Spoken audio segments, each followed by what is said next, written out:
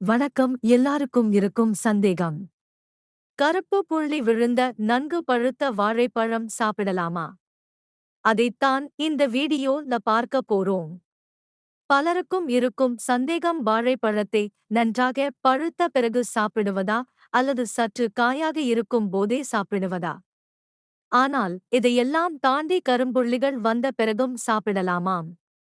இது பற்றி ஆய்வுகள் என்ன சொல்கிறது பார்க்கலாம். வாழைப்பழம் பழுக்கும் ஒவ்வொரு நிலையையும் கொண்டு உடலின் ஆரோக்கிய நன்மைகளும் வேறுபாடுகிறது என்கிறார்கள் நிபுணர்கள். முதல் நிலை, வாழை பறிப்பதில் இருந்து அழுக போகும் நிலை வரை ஒவ்வொரு நிலையிலும் வெவ்வேறு சத்துக்கள் இருக்கிறதாம். இங்கிலாந்து சேர்ந்த ஊட்டச்சத்து நிபுணரான ரியானன் லம்பேர்ட் என்பவர் வாழைப்பழம் குறித்து a simple way to eat well என்னும் புத்தகத்தை எழுதியிருக்கிறார்.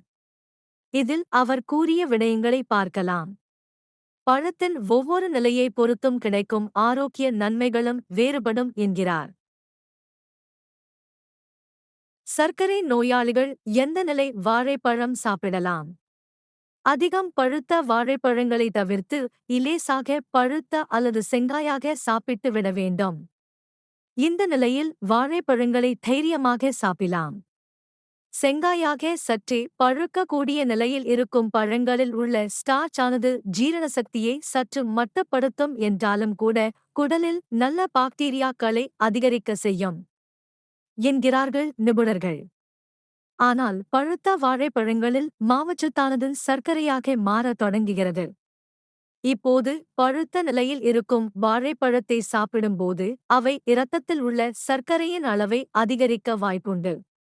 அதனால் தான் வாழைப்பழம் அதிகம் கனிந்து இருந்தால் சர்க்கரை நோயாளிகள் சாப்பிட வேண்டாம் என்கிறார்கள். நன்றாக கனிந்த வாழைப்பழம். ஜீரணக் கோளாறு இருப்பவர்களுக்கு பழுத்த வாழைப்பழங்கள்தான் சரியான தேர்வாக இருக்கும். இதில் இருக்கும் நார்ச்சத்து செரிமான மண்டலத்தை ஆரோக்கியமாக செயல்பட வைக்கும் என்கிறார்கள் ஆய்வாளர்கள்.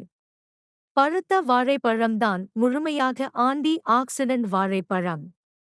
முழுமையாக பழுத்த வாழைப்பழத்தில் இயல்பாக இருக்கக்கூடிய அளவை விட அதிக ஆன்டி ஆக்சிடென்ட் நிறைந்திருக்கிறது. ஊட்டச்சத்து நிபுணர்களின் கணிப்புப்படி எந்த நிலையிலும் வாழைப்பழத்தை சாப்பிடலாம். இதில் இருக்கும் சத்துகள் மாறாது. ஆனால் சர்க்கரை நோய் இருப்பவர்கள் மட்டும் பழுத்த வாழைப்பழங்களை தவிர்த்து பழுக்கும் நிலையில் இருக்கும் வாழைப்பழங்களை சாப்பிடுவது இரத்தத்தில் சர்க்கரையின் அளவை உயர்த்தாமல் இருக்கும் என்கிறார்கள். கருப்பு புள்ளி வாழைப்பழம் நல்லதா என்ற கேள்விக்கு பதில் இதோ. நீங்கள் அறியாத இன்னொரு விஷயம்.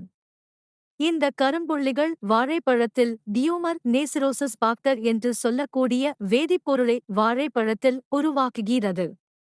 இவை உடலுக்கு கெடுதல் செய்யாது. இந்த வேதிப்பொருள் உடலில் புற்று செல்களை எதிர்த்து போராடக்கூடியவை என்கிறார்கள் நிபுணர்கள். பழுத்த வாழைப்பழத்தில் அதிக அளவு புரோட்டீன், பொட்டாசியம், வைட்டமின், ஆன்டி ஆக்சிடென்ட்களை உண்டாக்குகிறது. அதனால்தான் ஜப்பானியர்கள் பழுத்த வாழைப்பழங்களை விரும்பி சாப்பிடுகிறார்கள். இனி வாழைப்பழத்தை எந்த நிலையிலும் இருந்தாலும் சாப்பிடுங்கள். சர்க்கரை நோயாளிகளும் மட்டும் அதை தவிர்த்திடுங்கள். பயனுள்ள ஆரோக்கிய தகவல் பெற எமது சேனலை சப்ஸ்கிரைப் பண்ணுங்க.